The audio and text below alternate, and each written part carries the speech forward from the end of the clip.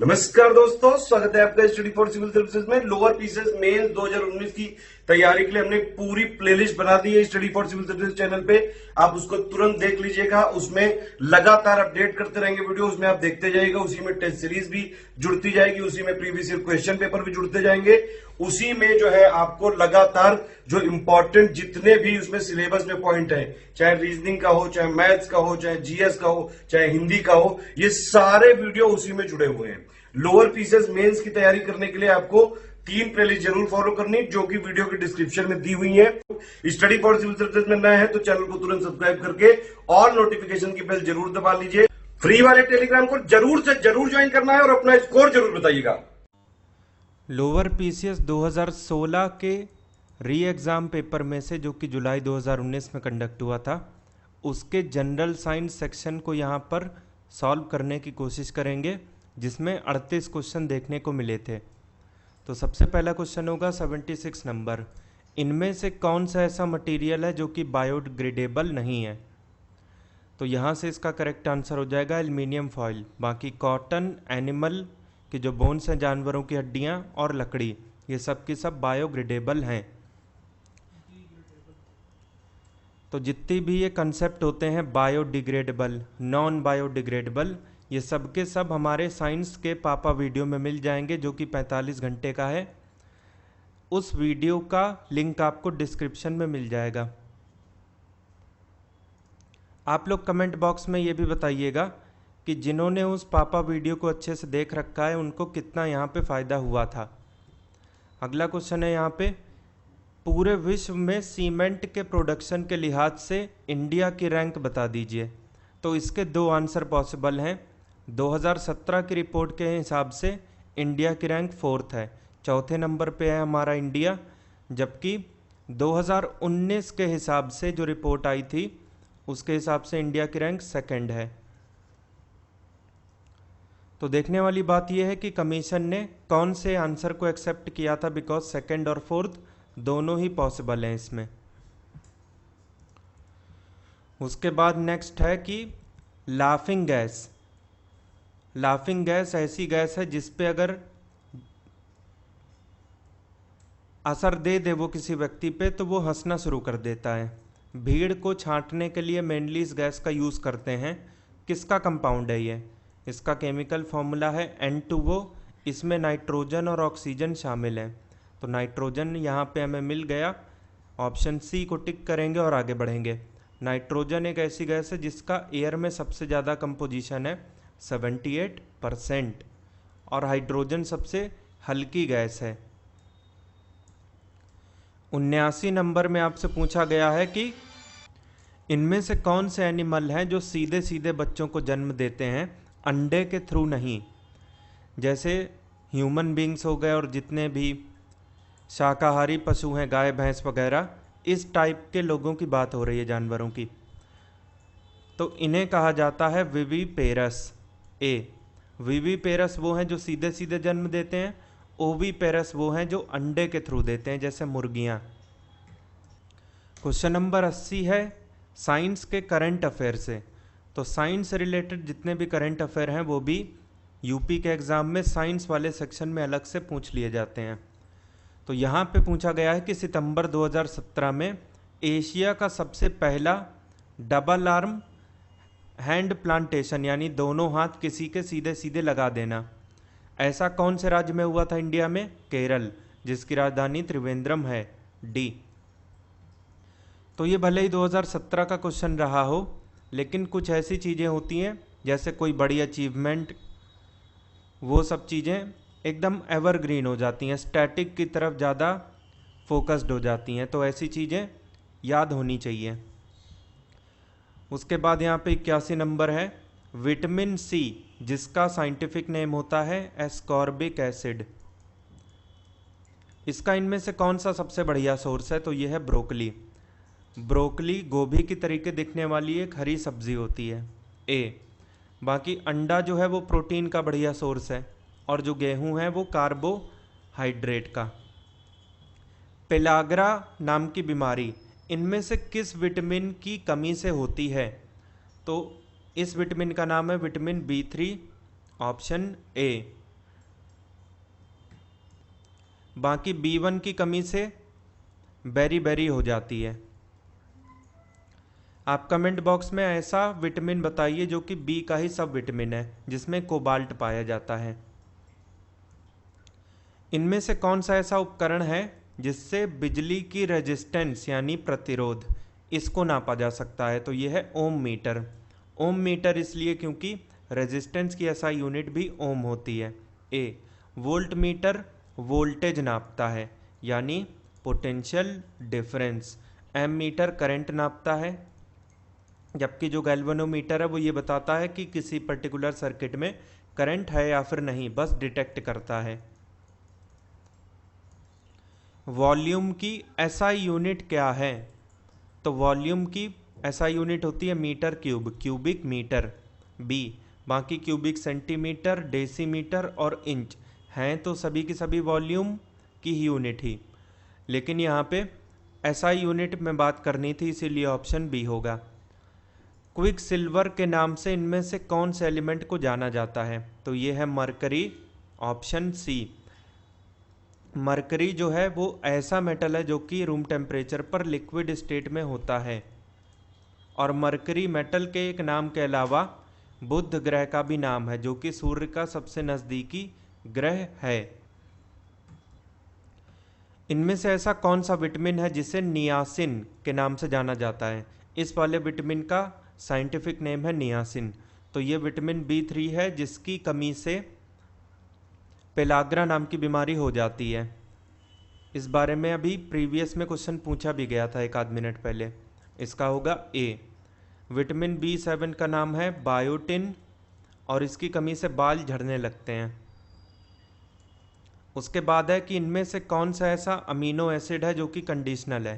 Conditional amino acid की हमारे शरीर को तब आवश्यकता होती है जब हम किसी स्ट्रेस से गुजर रहे हों या फिर हमें कोई बीमारी हो।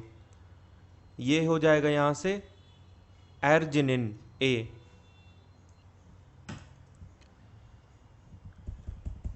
एम्ब्रियो की ऐसी स्टेज बताइए जिसमें वो फुली डेवलप्ड हो जाता है, यानी हाथ पैर आँख कान उसके सब निकल आते हैं। तो ऐसी सिचुएशन में एम्ब्रियो का नाम बदल जाता है फीटस के रूप में। सी फीटस मतलब भ्रूण एक तरीके से। इनमें से कौन से भारतीय वैज्ञानिक हैं जिन्होंने नॉर्मन बोरलॉग के साथ मिलकर भारत में ग्रीन रिवॉल्यूशन की शुरुआत की थी? आगे जाकर ग्रीन रिवॉल्यूशन इंडिया में डेवलप हो गया था। इसके बीज इन दोनों ने मिलकर बोए थे, नॉर्मन बोरलॉग और दूसरे कौन? तो दूसरे हैं MS स्वामीनाथन, जिन्हें father of green revolution in India के नाम से जाना जाता है। डी बाकी सत्येंद्र नाथ बोस भी एक इम्पॉर्टेंट साइंस से रिलेटेड पर्सनालिटी हैं। इन्होंने बोस आइंस्टीन कंडेंसेट, जो कि मैटर का इस समय 5वां स्टेट है, इसकी थ्योरी और इसकी सारी कैलकुलेशन अल्बर्ट आइंस्टीन के साथ मिलकर की थी। उसके बाद है 90 नंबर। इनमें से कौन सी साइकिल है जिसका सबसे ज़्यादा प्रभाव पड़ता है अर्थ के वेदर पैटर्न पर? वेदर पैटर्न मतलब किस किस पैटर्न पर मौसम बदलता है, कब गर्मी आती है, कब सर्दी आती है, कब बरसात होती है, कब टेम्परेचर बढ़ता है या घटता है। तो इन सब का सबसे ज़्यादा इन्फ्लुएंस होता है वाटर साइकिल में, ऑप्शन बी। एवोपरेशन के थ्रू वाटर जब ऊपर जाता है तो ऐसा गर्मी में होता है, जब कंडेंसेशन के थ्रू वही पानी जब बरसात के रूप में नीचे आ जाता है तो बारिश होती है। तो वेदर पैटर्न पर सबसे ज़्यादा प्रभाव इसी का हुआ। उसके बाद केमिकल डिसइंफेक्शन पीने के पानी का, मतलब पीने के पानी तैयार हो गया लेकिन उससे कीटाणु मारने की जो प्रक्रिया है कौन से एलिमेंट को यूज़ करके की जाती है? तो क्लोरीन का यूज़ उसमें करते हैं। आपने देखा होगा कि जो सप्लाई का पानी आता है अलग अलग शहरों में थोड़ा टेस्ट में कड़वा होता है, तो वो इसीलिए होता है क्योंकि उसमें क्लोरीन मिला दी जाती है डिसइंफेक्शन के लिए। बी बाकी जो ब्रोमीन है वो भले ही नॉन मेटल है लेकिन लिक्विड स्टेट में पाया जाता है। ऐसा मेटल जो कि लिक्विड स्टेट में है वो मरकरी है, ये बात पहले बता दी जा चुकी है। इनमें से कौन सा ऐसा उपकरण है जिसके थ्रू आप भूकंप को रिकॉर्ड कर सकते हैं, उसको मेज़र कर सकते हैं कि किस इंटेंसिटी से आया था, क्या उसका रिक्टर स्केल था। तो यह है सीज़मोग्राफ, उसका पूरा वेवफॉर्म ग्राफिक्स में बन जाएगा ए। बाकी सोनोग्राफ साउंड का ग्राफ बनाता है कि जो भी साउंड है उसका पैटर्न आपको बना के दे देगा।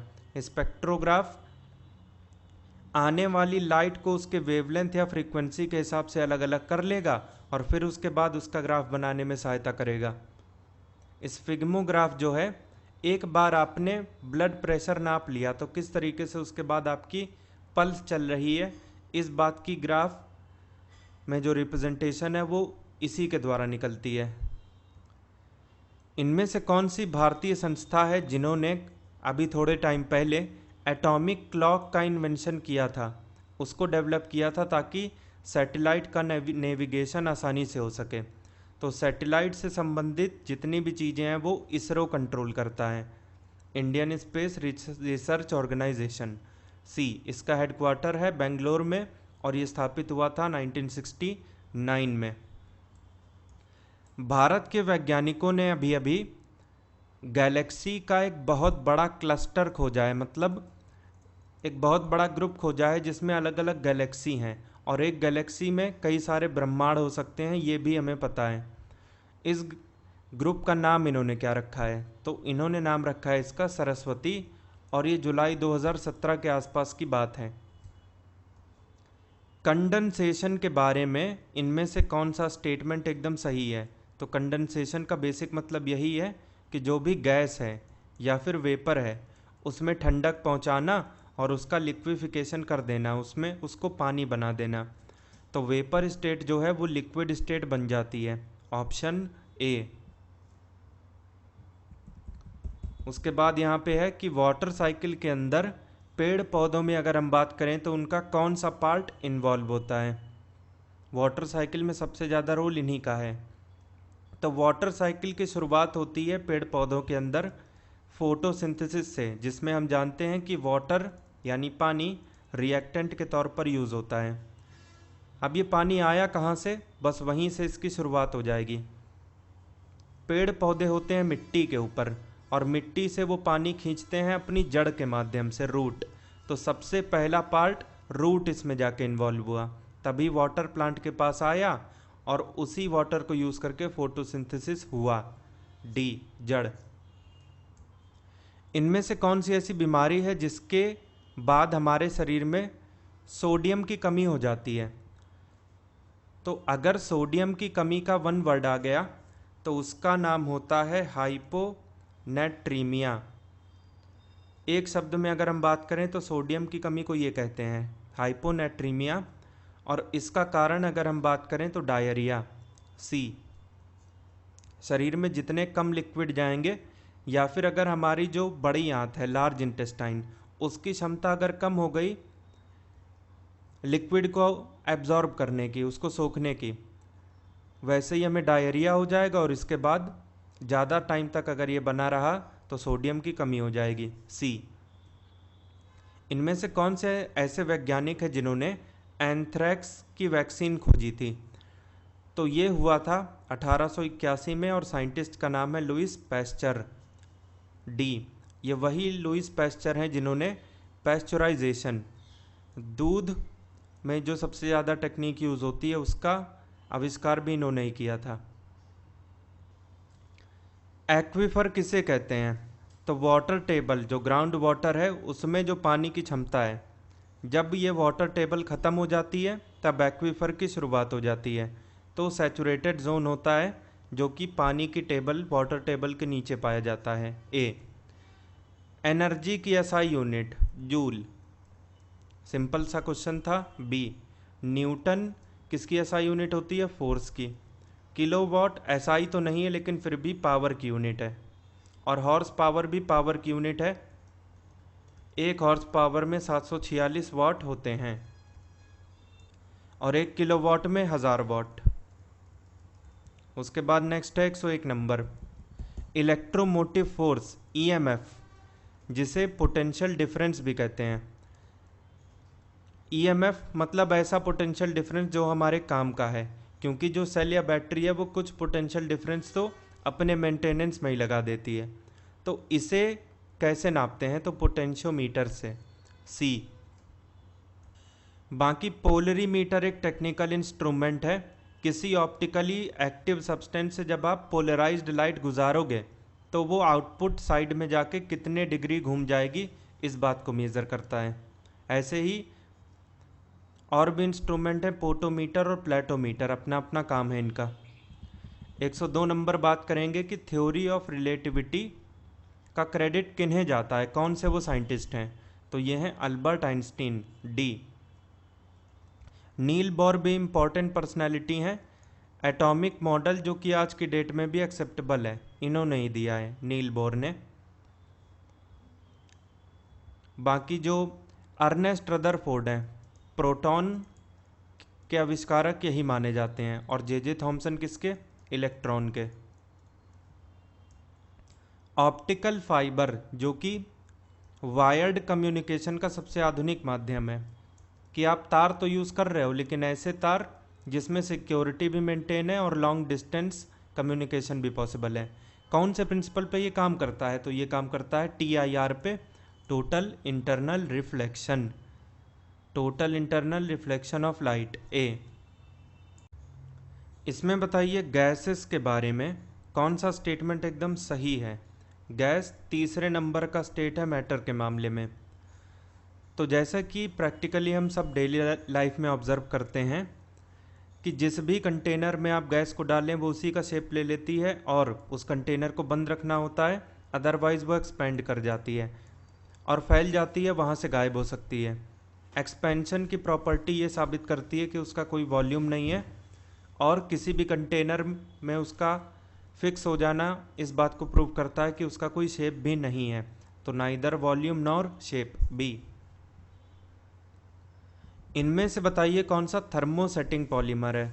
ऐसा पॉलीमर जिसको गर्म करते जाइए आप कितना भी, वो और ज़्यादा सख्त होता जाएगा, जबकि जो थर्मोप्लास्टिक होते हैं वो पॉलीथीन के तरीके होते हैं, आप उसमें हीट सप्लाई करिए वो तुरंत सिकुड़ जाएगा। ये हो जाएगा यहाँ से बेकेलाइट, बी। जो प्रेशर कुकर होता है उसका जो हैंडल अगर आपने देखा हो तो वो भी थर्मोसेटिंग पॉलीमर का ही एग्जाम्पल है। मानव रक्त या फिर कोई भी रक्त है उसका सामान्यतः pH कितना होता है? तो नॉर्मली अगर आप देखेंगे तो इसे थोड़ा सा एल्कलाइन बताया जाता है कि इसमें बेस की मात्रा एसिड से काफ़ी ज़्यादा है। तो 7 से ऊपर वैल्यू चाहिए हमें हल्की सी, बिकॉज ये अगर 7 है तो इसके पीछे की वैल्यूज़ एसिडिक चीज़ों को रिप्रेजेंट करती है, जबकि इसके ऊपर जितनी भी वैल्यूज़ हैं वो एल्कलाइन चीज़ों को रिप्रेजेंट करती है। तो जैसा हमने पहले बोला कि स्लाइटली एल्कलाइन, 7 से थोड़ा ज़्यादा, 7.4, सी।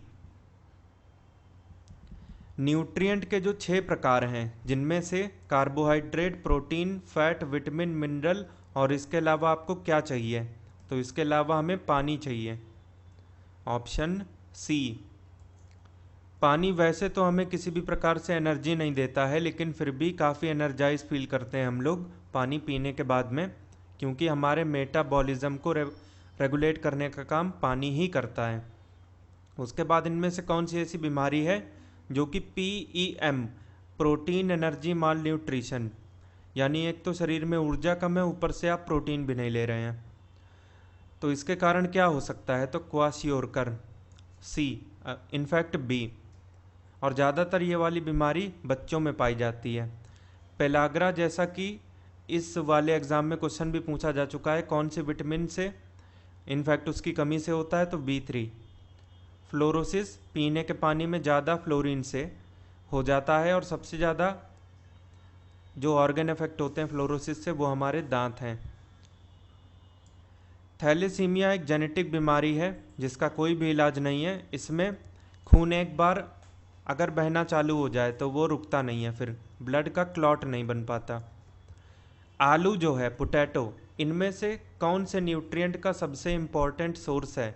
तो यह है कार्बोहाइड्रेट का, डी।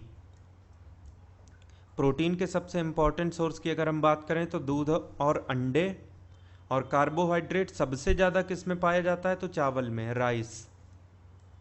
फैट के बारे में भी एक जो फैक्ट है वो ध्यान रखा जा सकता है कि कार्बोहाइड्रेट से भी ज़्यादा क्षमता होती है फैट की एनर्जी आपको आपकी बॉडी को देने की, लेकिन उस एनर्जी को यूटिलाइज करने के लिए शरीर से मेहनत बहुत करनी होती है, अदरवाइज़ वो मोटापे का कारण भी बन जाती है। उसके बाद यहाँ पे है कि ट्रांस फैट ज़्यादा अमाउंट में खाने से इनमें से कौन सी चीज़ है जो बढ़ जाती है? तो कोलेस्ट्रॉल बढ़ जाता है, वो भी ऐसा जो कि हानिकारक है आपके लिए, बैड कोलेस्ट्रॉल, सी। और लॉन्ग टर्म में, मतलब जब आपकी एज ज़्यादा हो जाती है, तो ऐसी सिचुएशन में हाई बीपी का कारण भी ये बन सकता है, हाई ब्लड प्रेशर। इनमें से कौन सा ऐसा विटामिन है जिसे सनशाइन विटामिन के नाम से भी जाना जाता है? और ऐसा इसलिए क्योंकि इस विटामिन को पाने के लिए आपको कोई भी भोजन करने की आवश्यकता नहीं है, सीधे आप धूप में निकल जाइए, आपकी स्किन जो है वो खुद ही इस विटामिन को अपने आप बना लेगी।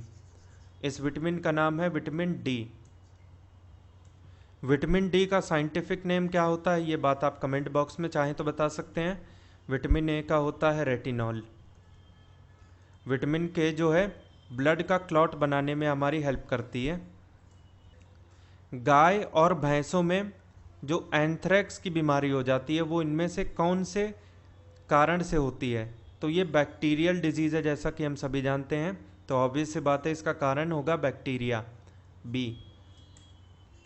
इनमें से कौन सी ऐसी बीमारी है या फिर आप कह लीजिए कंडीशन है जिसमें हमारे दिमाग की जितनी भी चीज़ें हैं, चाहे आप सेल की बात करें, टिश्यू की, तो यहाँ पे बात हो रही है सबसे पतला टिश्यू, उसमें जलन होने लगती है और आगे जाकर ये प्रॉब्लम क्रिएट करता है, तो ये है मेनिंजाइटिस, बी।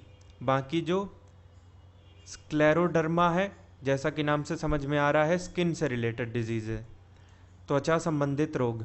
हेपेटाइटिस से सबसे ज़्यादा प्रभावित होता है हमारा लीवर। आर्थराइटिस, जोड़ों का दर्द, इसे कॉमन रूप से जानते हैं।